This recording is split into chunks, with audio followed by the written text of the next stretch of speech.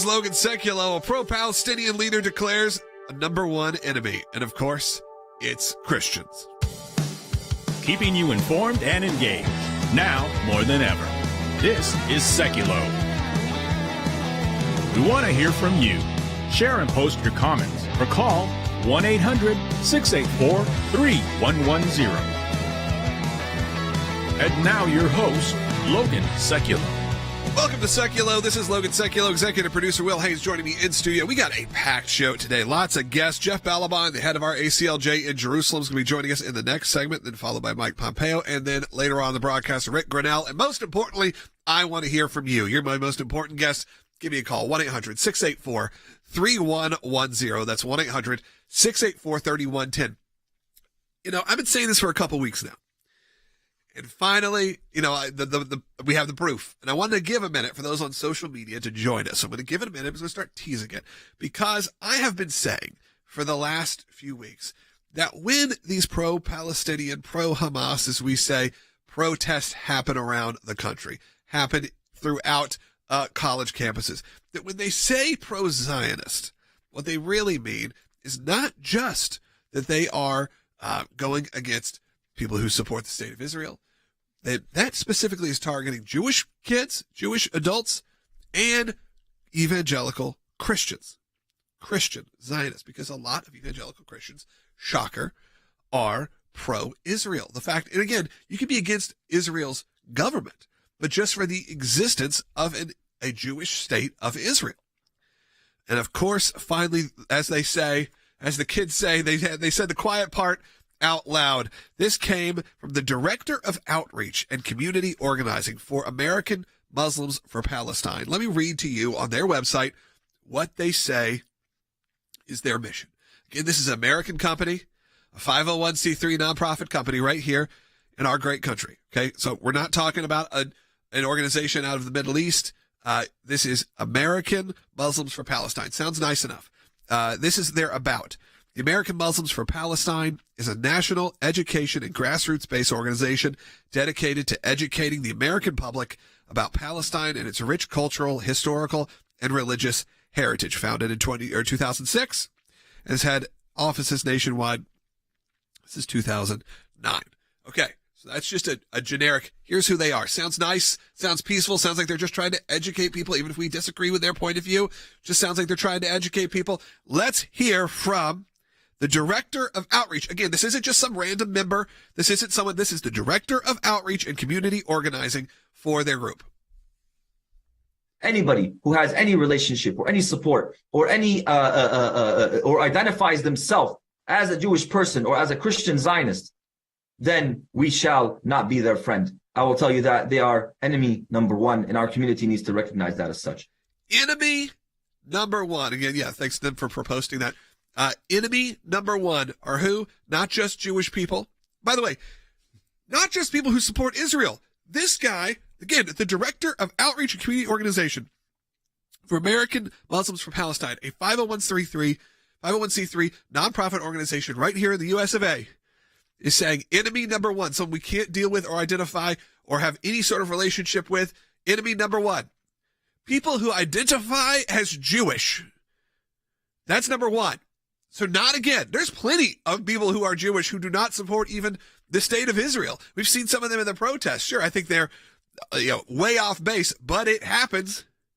But it doesn't matter. He didn't say that. He said anyone who identifies as Jewish and anyone who identifies as a Christian Zionist. And I have a feeling if you're watching this broadcast, all a Christian Zionist is, and they're trying to wrap that up with Christian nationalists. They're trying to wrap that in with fascism. All it is to be a Zionist. Someone who's Zionist just believes that there should be the right for a Jewish state of Israel to exist. Which again, a lot of evangelicals. As he said, because enemy number one, Christians and all Jews.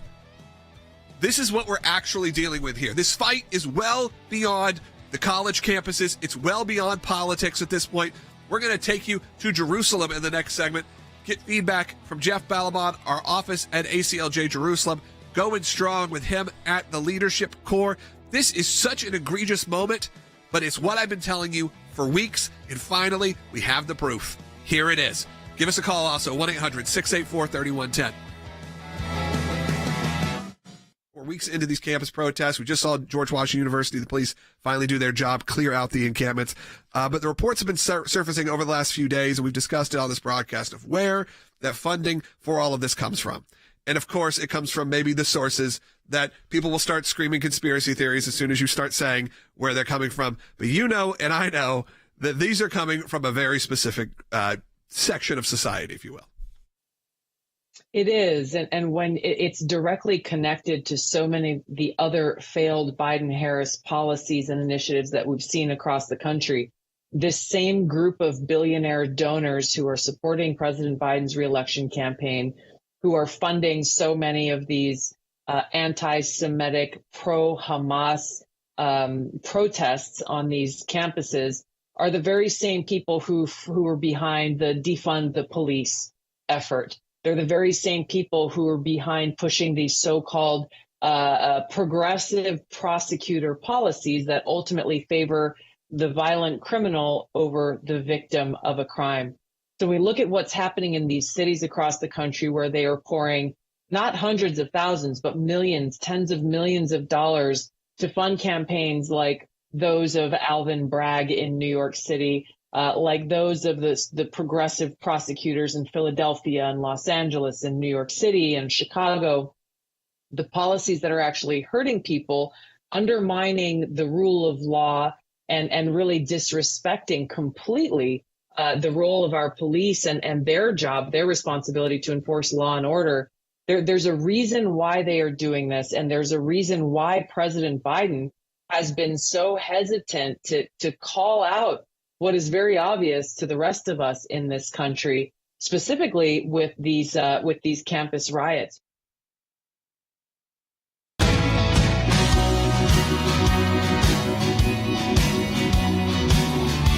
Welcome back to Sekulow. We're going to take you live. Jeff Balaban, who joins us at ACLJ Jerusalem.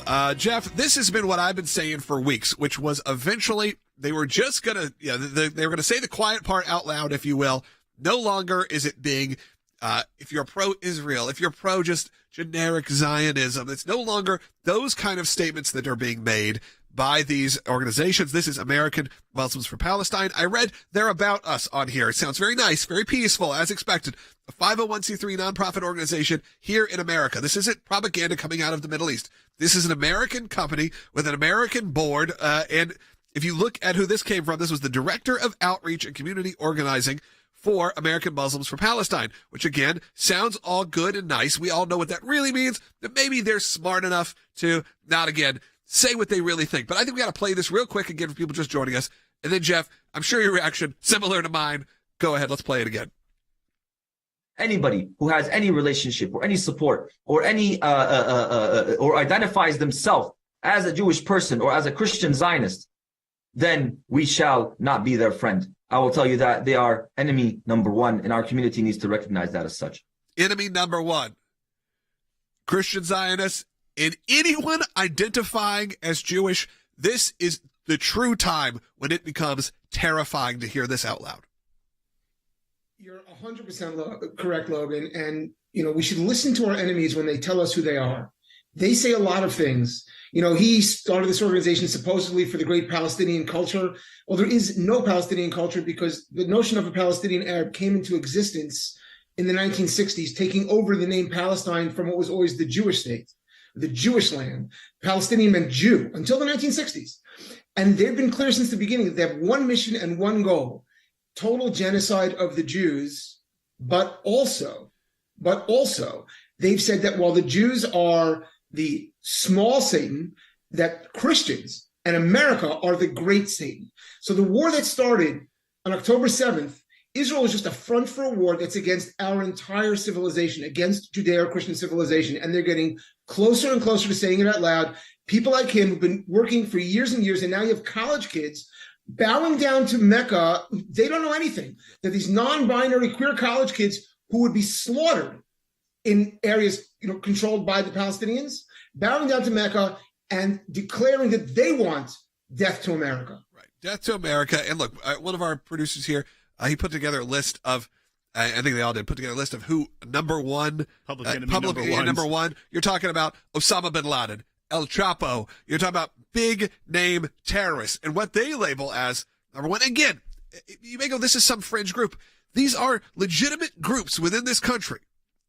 And you have to figure out how to respond. We have to bring media attention to it, because maybe then the pressure builds to where they got to walk some of this back, but probably they won't, because they said enemy number one is Christian Zionist, which, okay, I've said that before. If you're saying Christian Zionists or Zionists, you're saying most evangelical Christians. That's just the truth, because most evangelical Christians support a state of Israel existing. All it is. You don't even support the government of what's going on in Israel. You're just supporting the general idea that Israel should exist. But then to take it one step further, and again, not to just say Zionists, but now just Jews. I mean, this is the time we have to wake up. And when you hear these kind of sentiment coming out of our own country, what has to get done to wake people up to realize what they're really dealing with? They're seeing the atrocities now on the college campuses. They're seeing what's going on. They're being force-fed lies. You know, there's obviously the situation happening currently in Rafah, and I see some of my friends who are well-meaning, like you said, posting things about, well, what about this? What about the people who are there? What about the kids who can't get out? And of course, we all feel horrible for what it has to happen. But in this situation also, the Israeli government said, leave. We're going to tell you to evacuate. But guess what? Hamas says, no, we're not letting that happen, because we know how we play this game, and it's using our own people. That's right. And Logan, it's even worse. I'm going to connect a couple of dots now. Everything you're saying is true. And it's even worse because the same Biden administration that has essentially declared religious Catholics to be terrorists, that has declared religious Christians in general to be a threat to America, the same Biden administration that is saturated with the same kind of people, with the same kind of background. I don't mean Muslims. I mean people who support jihad, who support genocide, or who are now influential in the government, have control of our government. And it's incredibly dangerous. And so this narrative is being presided over by the White House itself. And so we're in a moment of great peril now for America. You know, American Christians know well, and I'm an American Jew, but I've heard this from so many Christian friends over the years, right? About they know that what happened in the Holocaust can never happen again, and that Christians have a role in fighting it. Well, that's exactly the time we live in now. That's the time we live in today. And the work we have to do is to do everything in our power at ACLJ to try and stop it on the legal front, on the political front, and on the media front. Jeff, as we were talking earlier, you are seeing this rhetoric, one, get more brazen by organizations. We know that the American Muslims for Palestine also help organize for Students for Justice in Palestine, which is behind many of these encampments and have been kicked off many college campuses because of their rhetoric in the past.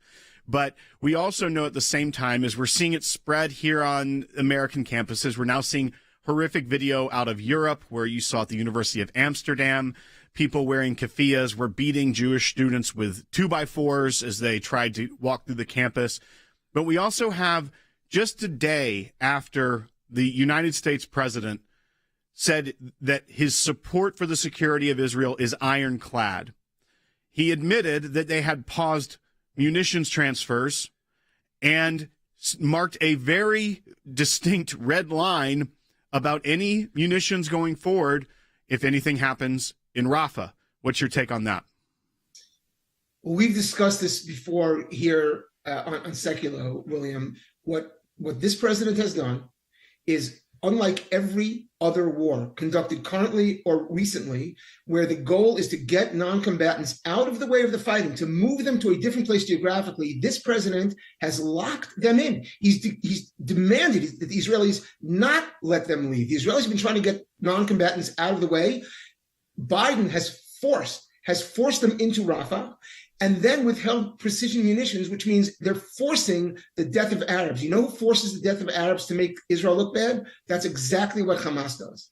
And we have the Biden administration doing exactly what Hamas does. And every one of these casualties, every non-combatant casualty, their blood is on the hands of Hamas and Joe Biden. I want to make sure people understand sort of the severity of this. You know, we can get kind of worked up in sort of the entertainment side of this, because you do watch these clips. And I saw this clip this morning, by the way, that clip from the, what is the organization? The American Muslims for Palestine. And I saw it because people like you who are watching share this kind of content. I saw this because Patricia Heaton, another Nashvilleian, she shared it. Again, a devout Catholic, someone out there, not a Jewish person, but someone who has really taken a strong stand for Israel. But it's important. Someone asked, will you post this clip? We absolutely will.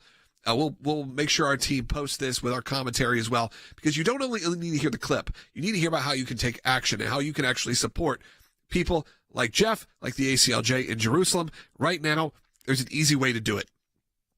This isn't you can donate if you want. We encourage you, please, to support the work of the ACLJ. But we have a petition right now. You go to aclj.org/sign, because look, do that right now. Sign the petition to support Israel, because it's sad to say this, but now it's not just supporting and standing with the Jewish people. It's also standing and supporting the Jewish people, and also standing and supporting, likely, if you're listening on Christian radio, or you're a conservative, or you're a Christian, they are coming after you as well. We are now enemy number one, collectively. Jews and Christians standing together as what? As the enemy to organizations like this. And sure, you could have drawn that conclusion already. You could have said, well, of course, Logan, you've been saying that for weeks. You said it on air. Christian Zionists are who they're going to be coming after next. But it's almost like as if we said it out loud that is who the target was, and now they go, oh, thank God, now we can say it. Yeah, that's how it feels. Now they understand. Of course they understand. They're the target. The target is American Christians and Jews who support the state of Israel. A pretty generic statement, a statement that was not all that controversial even 6 months ago. But now, of course, the tide has turned. So we got to make sure we're sharing. We got to make sure we're signing. We're getting involved in different ways. And Jeff, I know that you're on the ground there and it's important, but we also need to do it to make sure, like you said, that our message, thankfully, we're able to broadcast on platforms, even like YouTube and Rumble, that are available around the world, free speech platforms that can be seen, because we got to make sure the people of Israel, and I'm not talking about even the governments of Israel. You can disagree with the government of Israel, just like you disagree with the government here, but that the people understand that we are there for them. 100%, Logan. Look, as you know, as I said this before, look, I'm Jewish. I decided that my fight for the survival of my people and for the survival of America was with ACLJ, precisely because of the credibility ACLJ has, because of the depth of the power that ACLJ has legally, politically. And by the way, I know we're going to be joined soon by the former Secretary of State, who's a tremendous hero of America and of the Jewish people. And precisely the people like that who joined ACLJ, honestly, this is the place to stand to make this fight. And here in Jerusalem, I'm here because people here appreciate it. They're shocked at what's going on in America. They don't understand. Yep. They need our help, and they need to support, people support ACLJ to support the work that we're trying to do here to help save the Jewish people and to help save America. Absolutely. We'll be right back with Secretary Mike Pompeo. We've held up the weapons. We've held up the one shipment as an old shipment. It was been designed. We've held that up. President Biden halting a weapons shipment of 3,500 bombs to Israel, just as Israeli troops are targeting Hamas in Rafah. They go into Rafah. They haven't gone into Rafah yet. If they go into Rafah, I'm not supplying the weapons that have been used historically to deal with Rafah. President Biden issuing a warning to Prime Minister Benjamin Netanyahu. The U.S. will not supply weapons that Israel could use in an assault in the southern city of Rafah. What does this mean to America? It changes the game in all the worst ways in the war on terror. Here's what Joe Biden is asking. He's asking the Israelis to turn the war over to him and Lloyd Austin. To my friends in Israel, don't do that. Fight without the weapons. Do not let Joe Biden and Lloyd Austin run this war. They will do for you what they've done for America. President Biden is calling out the Israeli government. It's just wrong. We're not going to supply the weapons and the artillery shells used. Making it clear in his sharpest criticism yet that the U.S. will not provide Israel with weapons to attack Rafah. We have very serious concerns about a potential Rafah operation. We have concerns about what that would mean for the civilian population there when you look at the fact that there are so many people crowded into such a small area, when you look at the way Israel has conducted its operations in the past and what the impact on the civilian population has been.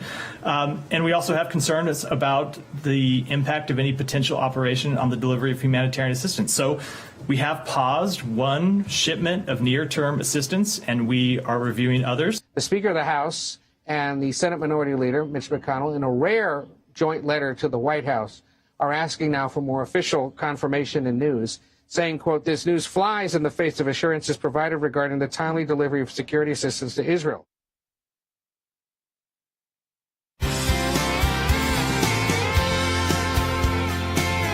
Welcome back. We are now joined by Mike Pompeo, Senior Counsel for Global Affairs here at the ACLJ. Of course, you know him as former U.S. Secretary of State and so much more. Before we get to you, Secretary Pompeo, I wanted you to respond because they just played. I was watching videos we played during the breaks. If you watch on social media, by the way, or on YouTube or on Facebook or Rumble, you don't go to break. You get special video content created just for you. So I encourage you to all watch this broadcast as well. But they played a clip from President Biden being interviewed, and this is when he kind of confirmed that they've been holding up shipments. But when you hear this, check out the level of confidence coming out of this president right now. Bite for it. We've held up the weapons. We've held up the one shipment as an old shipment. It was designed. We've held that up. And I quote, we've held that up, the weapons. We've held up the one shipment as an oil shipment has been designed. Old shipment. Yeah. We held that up. But at least the one thing you can say confirmed that this weapons shipment was delayed intentionally, and has pretty much said if they continue their strikes in Rafah, the U.S. is not going to supply. This is stunning, and this is dangerous, and the whole world is watching. So this has a real impact on the relationship between the United States and Israel's capacity to defend itself. That's what the real focus is. But think about what's in the minds of Hezbollah today. Think about what's in the mind of the Houthi rebels in Yemen. Think about what's in the mind of the leadership of Hamas, who's sitting in tunnels under Rafah. They're all enormously encouraged. They cheered that interview. You should also think about students on campuses who think we caused this. Our chaos creation, our denying some students the capacity to live their lives, practice their faith, actually just get a basic education. That work that we did on these campuses influenced the President of the United States and has now caused him to break with a 75-year ally of the United States of America. The Israelis will get it right. They'll do the right thing. But the fact that the President of the United States spoke this way, spoke just the day after he'd given this full-throated support of the Jewish people and their rightful homeland, is indecent and truly dangerous. It is stunning. It is shocking. I can't even imagine a situation, and maybe you could even tell me as someone who's been at least somewhat in that situation, other than politics, which at some point politics shouldn't be the answer. Getting votes should not be what determines what every presidential decision is to make sure you've solidified your reelection. Unfortunately, that feels where we are, because how could an American president, knowing they're still hostages, knowing they're still American hostages, seeing what's going on, how can they justify this? How can they justify doing this in a time when there are still Americans held hostage? There are still these terrorist organizations. They're firing, of course, on that dock that was built, the pier, the humanitarian pier. This is only, it seems like, for votes, and it's a sad state when that's the truth. So I think two things. One, I do think there's a domestic political angle to this. I talked about these young people on campuses. There's no doubt he's thinking about the fact he needs to win Michigan to be reelected and what's happening in Dearborn and Detroit. I think that's true. I would also say, and I think the folks who watch the ACLJ for a long time and who have supported it so deeply and importantly to defend Israel's right to do the right thing, I think this is also ideological from the Biden administration. Think about this. We've got a fellow named Robert Malley, who at the very beginning of the administration undid the very sanctions, the very pressure on Iran that had kept them from performing acts like we saw on October 7th, right? It was a deterrent model against Iran. And these folks, the Biden administration, Rob Malley's had his clearance suspended. He's clearly working on behalf of something other than the United States of America. I think, this administration suspended his clearance. This idea that you can work with the Iranians, and we've now encouraged them. This is another step in that chain. This is part of their ideology. It is the United States doesn't have the value set to actually defend things that matter to it. Israel is the problem child here, and if they just find a way to get along with the Palestinians, this would all go away. And gosh, if we talk to Iran a little bit more, we'd find peace and stability in the Middle East. That insanity, that ideology that is attached to that, I think is also part of this as well. Mr. Secretary, you brought up the point that this confirmation of the pause of the shipment came the day after he gave the Holocaust memorial speech where he said his commitment to Israel's security was ironclad. Do you also make any comparisons where the fact they decided to even do this was right after Congress passed more aid for Israel. Is there some sort of Capitol Hill infighting as well with the administration on who the administration is going to support? Undoubtedly. Think about this. If you're a Republican member who said, no, I'm going to support this package, maybe you weren't as excited about some piece of it, but you knew that the support for Israel was an important part of American national security. You now feel like you were given a bait and switch because, frankly, it appears that you may well have been given a bait and switch. I also always think about what's Zelensky thinking today. Zelensky's got to be thinking, oh, my goodness, if there's some protesters on a campus somewhere, this will all go away again. Or if you're Xi Jinping and you say, you know, I think as before I actually take on Taiwan, I think I want to go create organizations and build leaders and underwrite college campus protests and go build out in the Chinese diaspora a political voting base. This is a model that is deeply dangerous. And I don't think President Biden has begun to consider the ramifications that go far beyond the problem that we face on the ground today. I'll say this. I'm confident Israel will go do what they need to do. I'm confident they'll have the tools and set of capabilities to do that. But, man, it gets really hard when your friend and ally, the United States of America, has basically told the world, we're out. We are not going to participate in this. We are not even going to allow the Israelis to do the necessary. Absolutely. And you see that. You said that model can be made where protests can happen and support can be withdrawn or created, whether that was in Ukraine or whether that happened in Israel, in the sense of you can find humanitarian responses even if they are built upon lies. And I wanted to play this. We've played it now, both segments, because it's just insane. This is from, again, American Muslims for Palestine. I read you the About Us. It sounds very nice, very peaceful, historical organization. But this is what's coming out of 501c3 nonprofit organizations in America. Of course, we know probably where the messaging is coming from, but this is what they're preaching, which is this is the organizer for who? For, of course, things like the college campus protests. Take a listen. Anybody who has any relationship or any support or any or identifies themselves as a Jewish person or as a Christian Zionist, then we shall not be their friend. I will tell you that they are enemy number one, and our community needs to recognize that as such. Secretary Pompeo, you and I both said it. Once they start using Christian Zionists or Zionists, that means evangelicals. That means all of us. And then obviously for the Jewish people, he didn't even label Israelis or people who are supporting it. He just said anyone who identifies as Jewish plus any pretty much evangelical Christian in America are enemy number one. Yep. Look, we've heard this language before. This is a anti-Christian, anti-Jewish, anti-Zionist rant that goes far beyond just the idea that, boy, it'd be good to get a ceasefire. This is the exact language that is used by the Ayatollah in Tehran. This is the exact language used by those who want to eliminate the nation state of Israel, and we should respond to it accordingly. The second thought is, as I was listening to him, I was thinking about exactly where this money is coming from and its deep connectivity. So when we talk about politics, we're not just talking about a set of votes in Dearborn.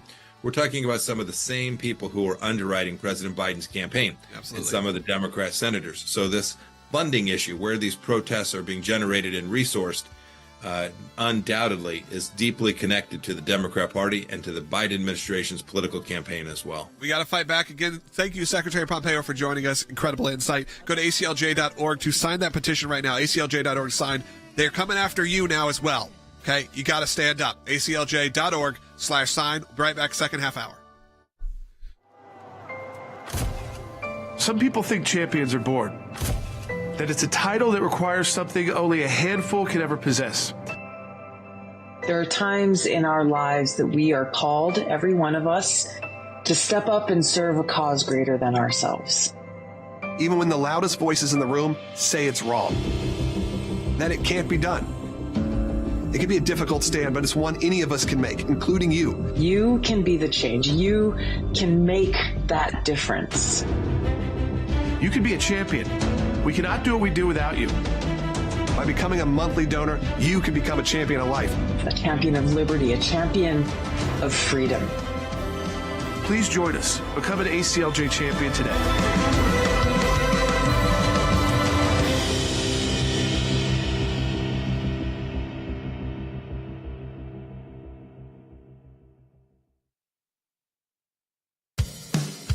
keeping you informed and engaged. Now more than ever. This is Sekulow. And now your host, Logan Sekulow. If you're joining us right now and you've been watching on YouTube or Rumble or any of these platforms, Facebook even, or X, I'm going to really encourage you, if you're on YouTube right now, look, we know over 401,000 people have subscribed to this channel. One, I want to say thank you. But right now, we know there are certain hot button topics and titles and things that may not quite get served as regularly by YouTube's algorithm. But what helps with that is if you hit that thumbs up, you hit the subscribe, of course, and I'm going to ask you to comment. And if you don't know what to comment, you don't know what to say because you're so aghast at what you've just heard, and you've seen these statements coming from these organizations that are calling you out as Christians or calling you out as Jewish and calling you enemy number one. If you just don't know what else to say, and I understand, I feel that way sometimes too, I'm just going to say, hey, Logan, hey, Will, put that in there. Tell us where you're watching from, because the more people comment, the more it gets served. And it's just the truth. Let's go ahead and maybe take a quick call. And maybe that will encourage more people to call. You want to do that? No? You want to do it? Let's go ahead. Let's go ahead and go to Steve, who's calling on line one. Steve, you're in New York. Go ahead. Thank you. I think it's time to buy the First Amendment, because you're not going to defeat aspiring tyrants that want to kill people for blaspheming Allah or for Marxist-Leninists or Nazis.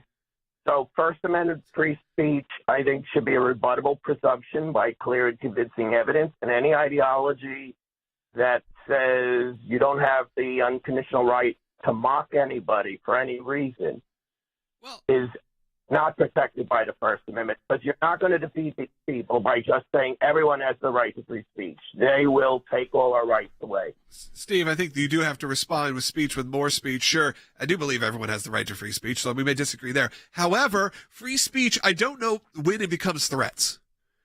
And when you start saying anyone who identifies as Jewish or Christian are enemy number one to an entire people group, you have to at least put up some red flags. You have to at least look and see what's actually going on with these organizations, because that's who is getting the training and the funding to the things like the college protests. That's what's happening. We have to be clear-headed about that. Again, they finally said the quiet part out loud, which was not only is it people who support the Israeli government or people that even support a state of Israel existing, it's anyone who identifies as Jews, anyone who identifies as a Christian. They're coming after you, and we have to stand up to that. I'm going to see what we can actually do and what kind of legal work we can do when it comes to what these organizations are actually preaching, specifically at our young people around the country. But in the meantime, we have a petition right now, and we are sending a letter today, as you knew this was coming, to a lot of the major universities, UCLA, Columbia, Harvard. And I think we have that letter. That's right. I think Will has it right now. You can see it if we could cut to Will. There you go. Will has it. There's the letter that's going right now to these the only part that's blacked out is just like private information, addresses and things, so you guys don't see that. But those are demanding that they take action to defend the Jewish and Christian students on their campus, or the students that just support a state of Israel, to help us defend them and defend Israel. I'm going to encourage you, though, to continue, because we're going to continue sending these letters, and we have that petition right now. And also, probably the most important thing, if you are being targeted because you are one of these kids, Jewish kid, a Christian kid, a pro-Israel kid on one of these college campuses, or your kid is one of those people, I'm going to ask you to go to aclj.org/help, HELP, aclj.org/help. You fill out a simple form, and you are attached with an ACLJ attorney at no cost. And of course, as I've said, and I'll say it to you again, how is it at no cost? Because we are a nonprofit law firm. Supporters, ACLJ champions, those that give monthly, help set that baseline. We can't do it without you, but if you need help, we're not going to charge you either. It is free legal services. Absolutely no strings attached. aclj.org/help. Get associated with one of our attorneys today if you think you are being targeted on a college campus or in your job, wherever it may be, because this is America, and if you want to support the freedoms that we hold dear, you need to stand up as well. aclj.org, sign the petition, and get help. Right back with Rick Grenell. Universities are grappling with how to handle the protests and counter-protests. There's a growing attention on graduation. On Monday, Columbia University in New York City became the latest school to announce it's scaling back its commencement ceremony. For nearly 2 weeks on George Washington University's campus, more than 100 tents stretched across the lawn, part of a demonstration by students from around the D.C. area. And we've been tracking similar protests taking place around the country for several weeks now. Scenes like this one, this at USC, continue to play out on campuses nationwide, schools preparing for graduation. USC's president called pro-Palestinian encampments illegal occupations and asked police to clear out the protesters and their tents. USC, as a result, now changing its commencement plans. It's not at all what I expected for the end of my schooling. It's been a very interesting time to be a student and an interesting time to be a student journalist. Things have been tense on campus. There's been a lot of heightened security, and seeing, a campus that I love, my dream school, seeing it become militarized, seeing, TSA style checkpoints to get into school, and all the disruption that has caused. Sabrina Soffer and Skylar Saratsky are seniors at George Washington and are both Jewish. Over the past week or so, and since this whole war even started, and since October 7th, even the day after, I felt that as a Jewish student, I have felt unwelcome in my classes and on this campus. Even before the October 7th terror attacks, anti-Semitic incidents in the U.S. were on the rise, increasing by more than 35% in 2022 alone. My parents are extremely concerned for my safety and well-being. My mom was asking me if I could go on the campus as little as possible. Don't go near the encampment. Without Israel, it means that I wouldn't be here today, that my peers wouldn't be here today.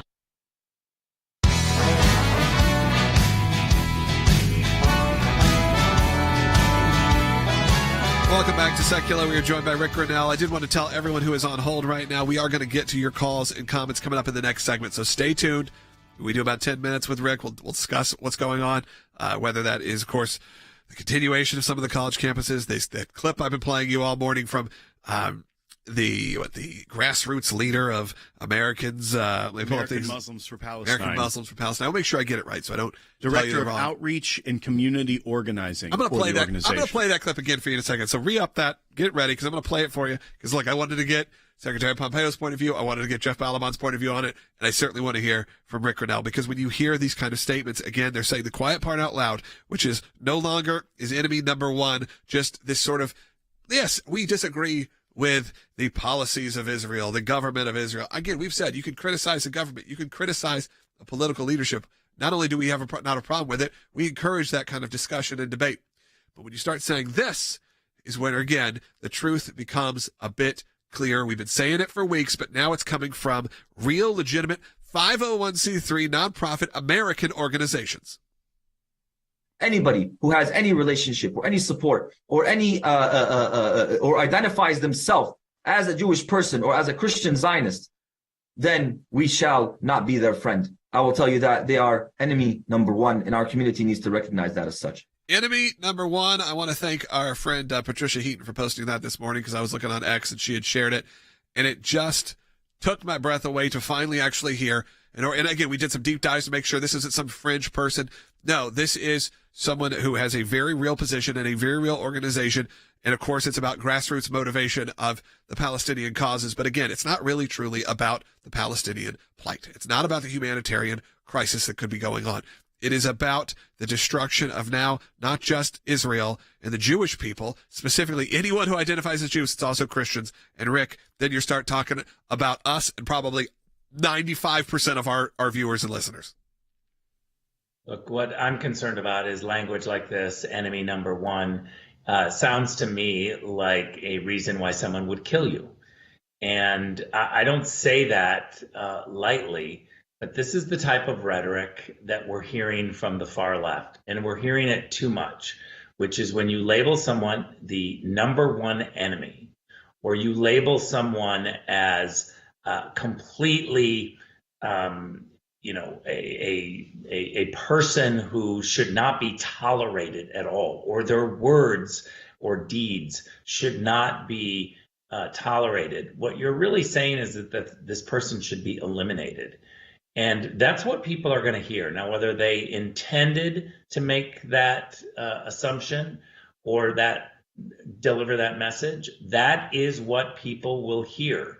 This rhetoric has gone too far, and we are going to see some terrible consequences coming because the far left is completely unhinged, intolerant. They hate America. They hate dissenting views. They can't even be in the same room as someone, and they're calling for their demise. I'm very concerned that the mainstream left isn't doing enough about the far left. And Rick, that was leads to my question for you also. As Logan described this as, this is an organization that's been around for 20 years. It does organizing with students in the Muslim community. We know that they work with Students for Justice in Palestine, which has organized a lot of these encampments. And Logan said this isn't a fringe figure, which historically you'd think this is a fringe idea. But when this is starting to infect the mainstream non-fringe of the left, and when you couple it with the groups that he targets, people who identify as Jewish or Christian Zionists, it really boils down to, it seems like that the pro-Hamas wing of the party shares a lot with the mainstream left in their hatred for just Judeo-Christian values as a whole and the foundation of America. Yeah. Look, the reality is that when you call someone a Christian Zionist, what you're saying is if you believe that the Bible has a mandate that we should pray for the peace of Jerusalem, protect Israel, then you are the enemy. And really what you're saying is that's all Christians. People who believe that the Bible calls for the protection of Israel and protection of Jerusalem, that's every Christian believes that. So I don't understand why they're going to get away with attacking Christians like this. Again, I call upon the mainstream left to calm the far left down. They've got to call them out. They cannot make it seem like the far left is in control of the left. If the mainstream left stays silent, then that's what we have to assume. There are a lot of comments I'm looking because of that statement, Rick, you just made, which is we got to have the mainstream left call out. And I guess a lot of people's thoughts, and I guess when you hear this kind of rhetoric, it is easy to see that. When you see who the left has made their rock stars, if you will, it starts to feel like there is no more mainstream left. It feels like the hardcore leftist agenda is becoming the mainstream. Now, you are in California often. You're there all the time. I know, and from what you probably know as well, which is there at least was, and up until very recently, a mainstream left you could at least have a conversation with. You could at least have some, connective tissue that you're all in this together somewhat. But I understand our comments that are coming in feeling that way, feeling like the mainstream left maybe doesn't exist anymore. Yeah. Well, look, I think here's one identification. If you're wondering if someone is mainstream left or far left, I think there's a very clear criteria now. And it's, can you listen? Can you actually have a rational discussion with someone who you disagree with? Inherent in the word intolerance is this idea of you tolerate another person's views. You don't have to accept those views. You don't have to like those views. You don't have to think that those views are good. You have to tolerate them, which means you sit quietly, you're nice. You may debate about the issues and push back and say, I disagree and here's why I disagree. But you don't get up and run out of the room and try to cancel the individual who you disagree with, or far be it, unbelievably that we have to talk about it in today's world, try to kill them, try to eliminate them, try to debank them. This is where we are. And if the mainstream left is going to allow this intolerance where you can't discuss issues and have dissenting views and opinions. We used to call it debate. When I was growing up, it was like, oh, let's have a nice, healthy, calm debate. Well, now you can't do that with the far left. And so we have really developed in our society a crisis. And I call upon the mainstream left to call out the radicals in their party. And it is easy, Rick, to, I opened, again, X this morning, And I saw that clip. It was the first thing I saw when I woke up this morning. Because, again, Patricia Heaton posted it. She's been great on her support of Israel. And I opened it and I clipped it. And, for a moment, it is that sense of fear that comes upon you. We can't live in a world of fear. We can't live in a world where fear dictates us or mandates us.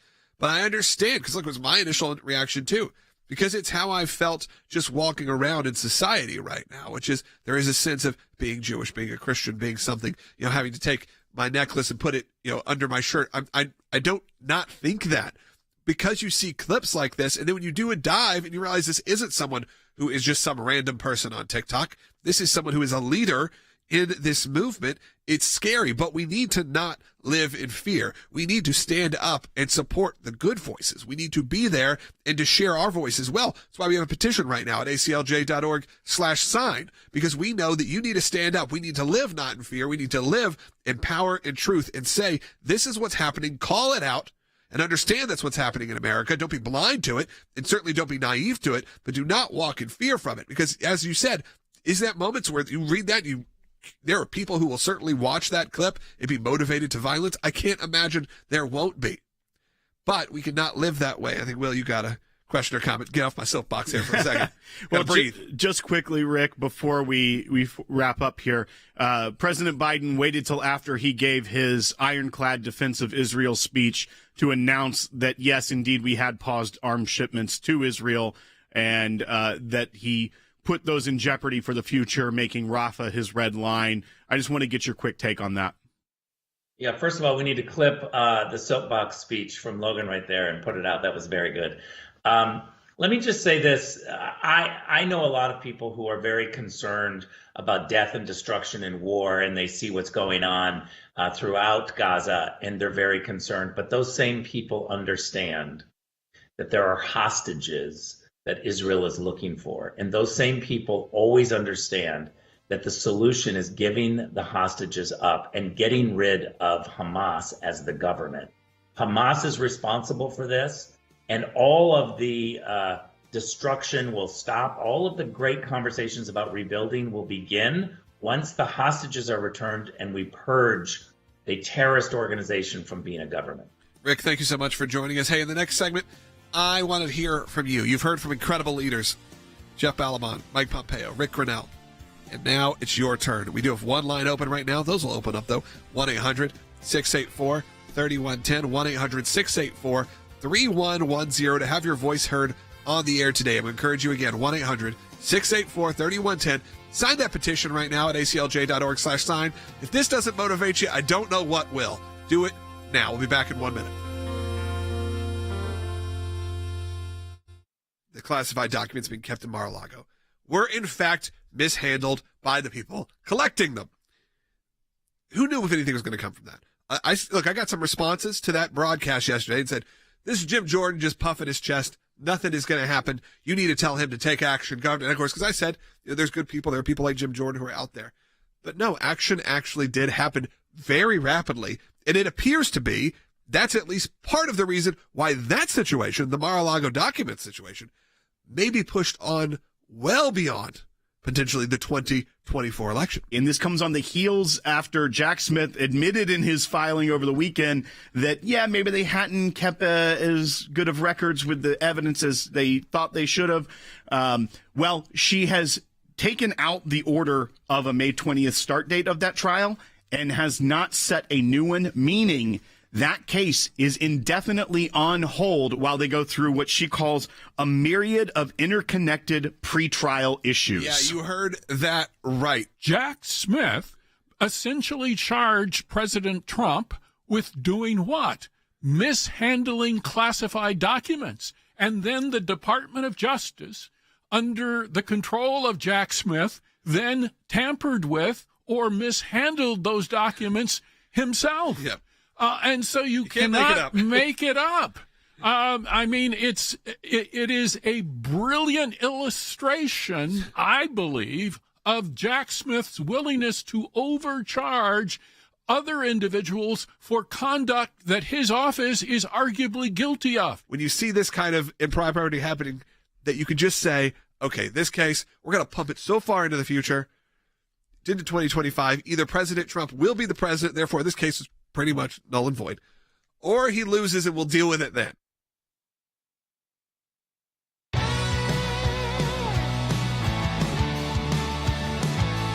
Welcome back to Sekulow. Let's wrap up the day hearing from you.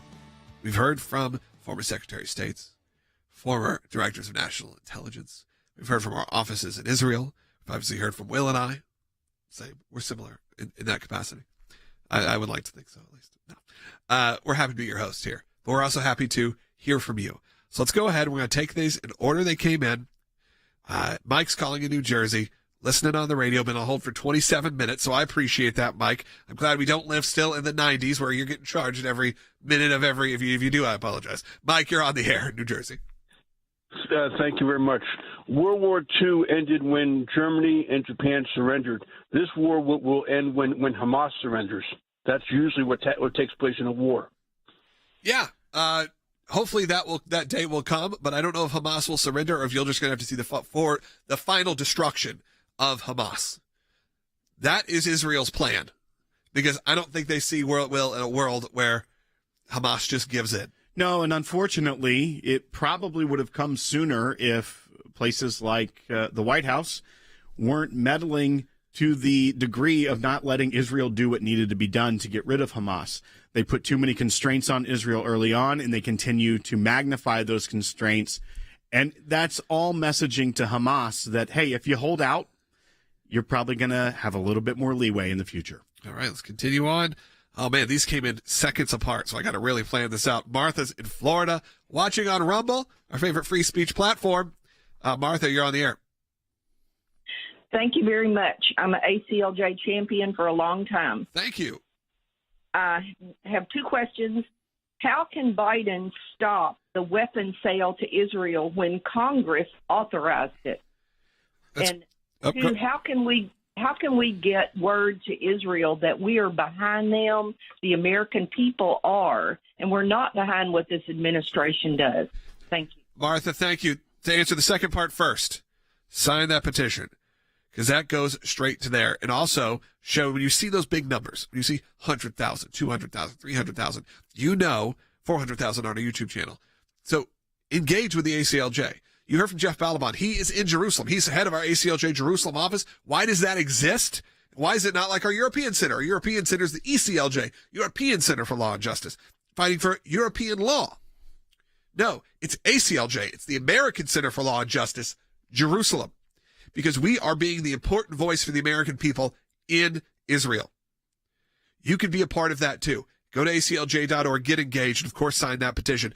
To answer the first part of your question, and first I also want to say thank you for watching on Rumble, because Rumble, YouTube has algorithms, Rumble does not. So we always know consistently pretty much a few thousand people are watching on Rumble each and every day. YouTube, we know it depends on the content we're saying, whether they're going to serve it or not. And though we're 400,000 strong, and I appreciate it, we know these conversations are different. So thanks to our friends at Rumble for standing up for free speech. But Will, I think you have an answer to the first part. That's right. And I think a little bit you can read into that statement that we played a little bit earlier in the show from Joe Biden, which was a little jumbled, but he said we've held up the one shipment. It was an old shipment.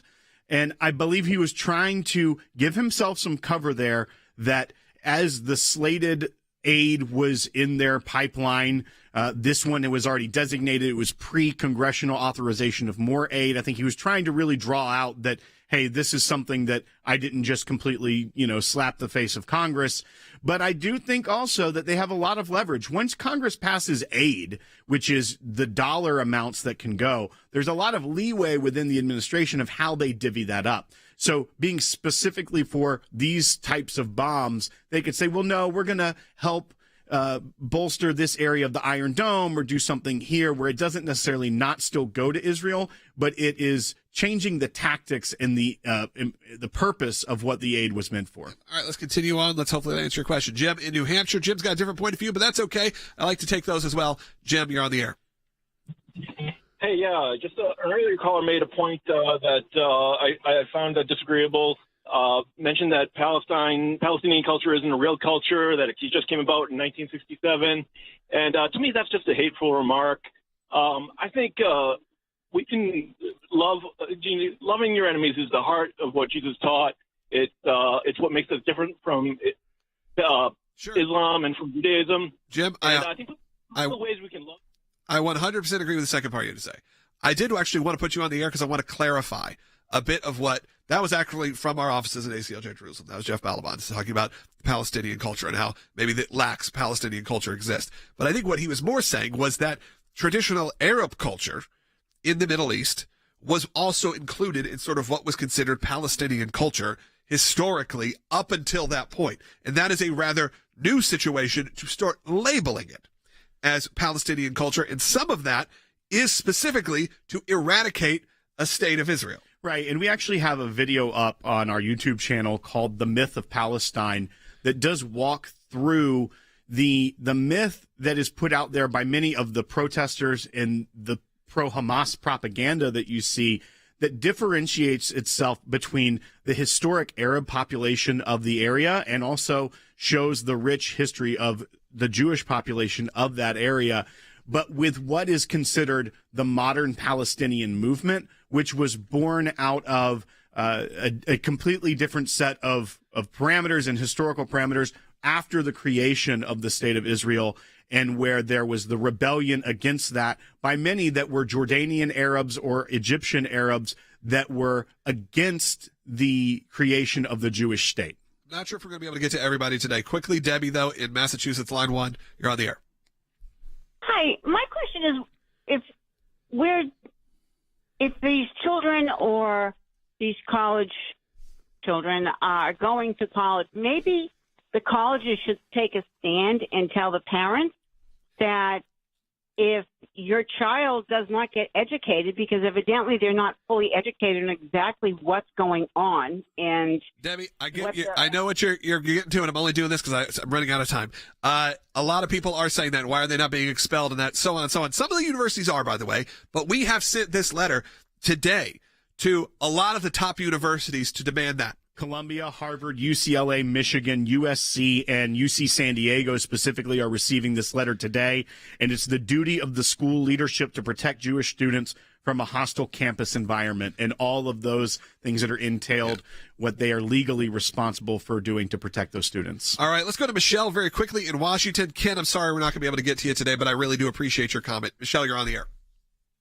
Thank you for taking my call. Very quickly, I want to call everybody out to pray and to sign the petition, but to call White House directly and tell them that we support Israel and raise your voice. These are important voices, and let God do the rest, but we need to do our part. You know what? They just Michelle, I don't mean to cut you off, but you know what? You've inspired me right now. You know what I'm going to say? If you sign that petition right now, we'll take that. We'll deliver it to the White House as well. How about that? We can do that. Team, you're hearing me right now? Make that happen. Michelle's right.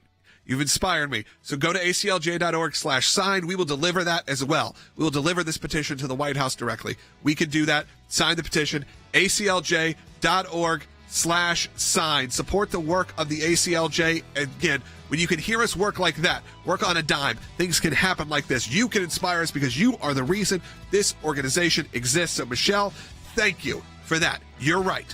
I'm going to get that done here at the ACLJ. Again, thank you for listening. Thank you for watching. Thank you for joining us and commenting and for calling in. Sign that petition while you can. aclj.org/sign. Again, pray for us. Pray for the organization. Make sure you're staying engaged. But that prayers and those support that comes from that means so much more to us than anything you could possibly do. So sign the petition, support the ACLJ, do all that, but pray for us. We'll be back again tomorrow. See you then.